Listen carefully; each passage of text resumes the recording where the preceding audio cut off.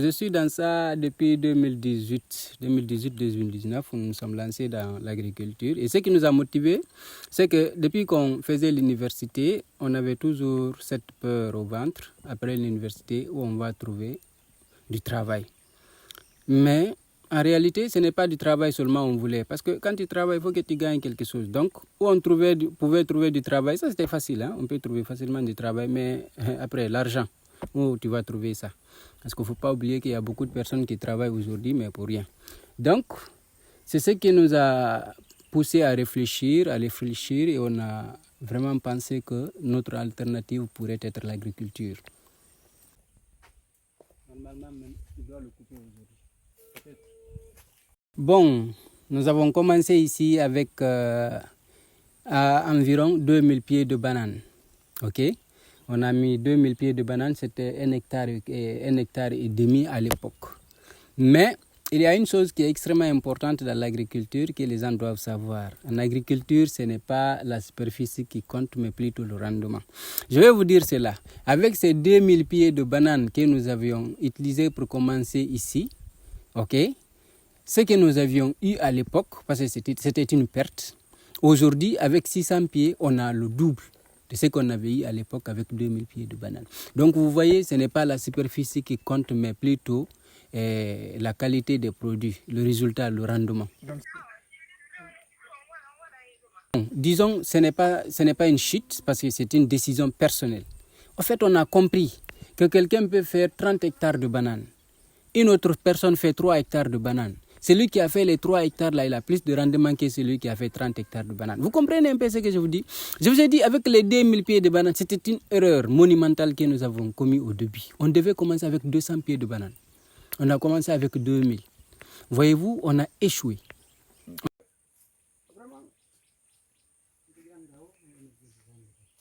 C'est qu'il y avait beaucoup de choses. Donc nous, on ignorait au début. Il y a les maladies. La cercosporiose, d'autres l'appellent la maladie de raie noire. C'est la bête noire de tous les agriculteurs de bananes.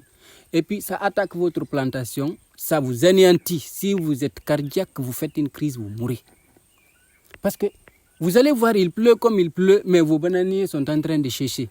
Vous voyez, ça c'est un problème. Ça c'est un. Deuxièmement, et la chose qui nous a plus nous a fait mal à la tête ici, c'était le vent. Nous, on a entretenu nos bananiers, ils sont développés, mais c'était très beau. Le vent est venu, le vent a mis plus de 200 et quelques pieds à terre. Et puis les pieds phares, des pieds qui pouvaient faire sortir des régimes comme ça. Voyez-vous? Un régime comme ça, là, ça peut aller jusqu'à 45, 40, jusqu'à 50 kilos. Un régime de banane, ça peut faire sortir. Le vent nous a fait perdre plus de 60 millions, 50 millions comme ça, au plus bas mot. Partout, c'est de l'eau. Même mois de mars. Ici, le feu ne rentre pas. Parce qu'on s'est débrouillé à l'époque. On s'est débrouillé quelque part. On vendait des chaussures friperies. Donc on s'est débrouillé comme ça. On gagne un peu par là, on compense un peu par là. On gagne un peu par là, on compense un peu par là. Mais là aussi, c'était un problème. Dans l'agriculture, si tu n'es pas au champ, toi le propriétaire, c'est un problème. C'est un problème. On ne peut pas faire l'agriculture par procuration. C'est mon père, c'est mon oncle, c'est mon petit frère, il va s'occuper de ça pour moi. Je vous assure, si vous n'avez pas le temps, investissez dans autre chose. Mais l'agriculture, non. Donc, c'était un problème. À un moment donné, il a fallu qu'on abandonne tout et qu'on rentre à la plantation, qu'on gère nous-mêmes.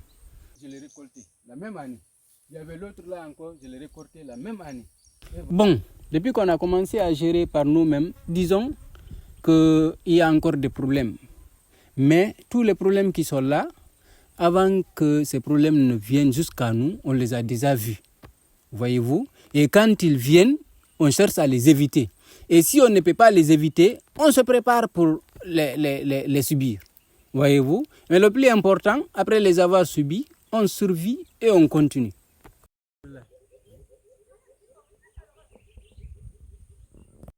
C'est ça le problème. Moi, je suis diplômé en géologie. J'ai fait la géologie à l'université. Disons que l'agriculture aussi, ça fait partie, mais ce n'est pas vraiment ce que je devais faire. Okay, je devais faire plutôt l'agronomie. Voyez-vous, donc je n'ai pas suivi de formation telle comme ça.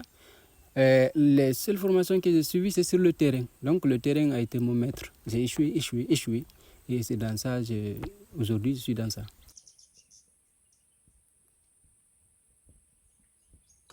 Beaucoup de difficultés même. Les maladies, on va commencer par ça. Les maladies de raie noire, le cercosporiose. Hey, il y a beaucoup de personnes qui vont vouloir, après avoir regardé cette vidéo, faire de la banane. Faites attention, commencez très peu, s'il vous plaît. S'il vous plaît, commencez très peu. Ok? Commencez très peu. La maladie de raie noire, comme je le dis, il y a aussi les charançons. Mais ces charançons-là, ce sont des petits insectes qui s'infiltrent dans le sol pour aller attaquer la bulbe de votre bananier. Ils vont creuser des galeries dedans. Votre bananier, maintenant, les racines vont aller puiser de la nourriture qui ne pourront pas atteindre les feuilles et le rhizome. Voyez-vous, le bananier va amaigrir, il va s'affaiblir, il va tomber. Donc il y a ce problème. Mais ce problème est beaucoup plus lié ici aux erreurs de l'agriculteur lui-même. Parce que si ce n'est pas propre, c'est ce qui permet à ces charançons de rentrer. Vous voyez, partout où vous voyez, vous pouvez voir vous-même là où le bananier est planté, non? Donc quand quelque chose attaque là-bas, moi je vais le voir. Et dès que je le vois, attention, je vais agir.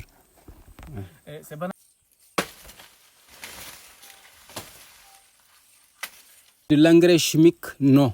Nous utilisons des engrais bio. Et ça aussi, on dose très bien.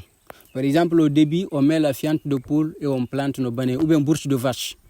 Les deux là, c'est très excellent. Quand on met ça, on plante. Ici, la terre est très riche. Quand vous utilisez des engrais chimiques, ici, vous allez avoir des problèmes. Mais il y a certains endroits, les gens sont obligés d'utiliser des engrais chimiques. Parce que la terre est pauvre. Voyez-vous? Mais ici, nous, on n'utilise pas des engrais chimiques. Ok.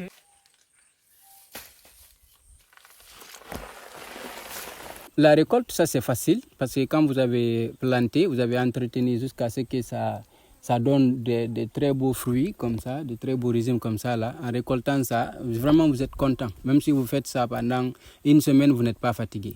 Mais l'autre problème, c'est le transport. Mon frère, ça là, toi tu ne peux pas soulever ça. Ça pèse plus de 40 kilos. Voyez-vous, quand il y a 3 de ça, 4 de ça, imagine maintenant, regarde toute cette plantation, tu peux faire sortir jusqu'à 50 de ça là, où tu vas mettre ça pour envoyer vers les grandes agglomérations. Tu ne peux pas vendre ça dans ce village-là, voyez-vous. Donc il faut envoyer dans les grandes agglomérations, les problèmes de pistes rurales, il n'y a pas de route. Et à côté de ça, moyen de transport adéquat. Moi, ça fait maintenant 1 an, je suis en train de courir derrière des gens pour un tricycle. Mais jusqu'à présent, Dieu ne m'a pas permis de l'avoir d'abord. Ok? Mais ça va, on utilise les moyens de bord. C'est ma moto que tu vois là, j'utilise. Parfois, je peux mettre 80 kilos sur la moto. Ici jusqu'à Conakry. C'est imprudent. L'autre fois, mon pneu s'est cassé, a éclaté au beau milieu de la route. Un peu, je n'ai pas perdu la vie. Voyez-vous? C'est un peu risqué, mais bon, on essaye de faire avec. Hein. Bon, ça, c'est une question qui est un peu compliquée parce que, quand vous voyez, la récolte de bananes, ça ne se fait pas d'un trait. Voyez-vous, la récolte peut durer pendant 6 mois, parfois 7 mois, jusqu'à 8 mois. Voyez-vous, donc l'argent qu'on va recevoir là, on ne va pas entasser ça les uns sur les autres. Il faut les réutiliser. Voyez-vous. Donc il y a une bonne partie qui est réinvestie encore dans la plantation.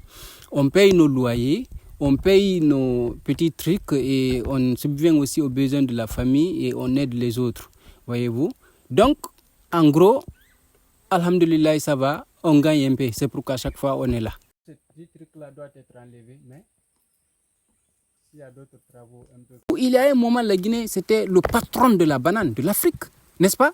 À travers Koya, Sumbiadi, tout ça là, les gens étaient boss à l'époque de ce côté, à travers la culture de banane. Mais aujourd'hui, il n'y en a pas. Vous prenez toute la Basse-Côte, je fais partie des plus grands producteurs de bananes, je ne peux même pas faire 10 tonnes par an. Mais ça veut dire quoi? Ce n'est vraiment pas ça. Moi, je ne suis pas satisfait. Donc, mes projections, d'ici 5 ans, 10 ans, 15 ans, 20 ans, qu'on dise vraiment en Guinée, que nous disons maintenant, non, la banane c'est bon, on va envoyer maintenant chez les autres et aussi ils vont manger un peu. C'est ça mes objectifs. Terminer par dire à tout le monde de vraiment s'intéresser au secteur de l'agriculture. Je ne dis pas ça parce que je suis là-dedans. Mais l'agriculture fait partie de l'avenir. Ce n'est pas que l'agriculture seulement, mais l'agriculture aussi fait partie de l'avenir. Comme je le disais, au lieu de prendre beaucoup d'argent ici et s'embarquer dans des aventures à haut risque, vraiment, si vous prenez la moitié de ce que vous dépensez dans ces aventures-là, vous investissez dans l'agriculture, surtout, vous persévérez, parce que vous allez échouer forcément au début. Si vous persévérez, et encore vous persévérez, et encore vous persévérez, vous finirez par gagner. Même ceux qui sont à l'extérieur, ceux qui sont dans les pays étrangers, il faut penser à l'agriculture. C'est bon de rester chez les autres, mais après un instant, il faut rentrer et investir ce soir. Et l'agriculture, aujourd'hui, c'est un bon investissement. Non seulement vous faites 2 pierres 2 coups, parce que le sol, déjà, vous êtes dans l'immobilier. Quand vous êtes dans l'agriculture, vous êtes déjà dans l'immobilier, parce que la terre sur laquelle vous allez cultiver, c'est probablement pour vous, dans la plupart des cas. Voyez-vous? Et après, vous produisez encore. Donc, et je vais terminer très vite en vous disant aussi, vous, merci beaucoup. Vous avez traversé beaucoup de choses avant d'arriver ici. C'est un peu loin de Conakry. Mais vous êtes venus quand même, donc je vous remercie. Merci infiniment.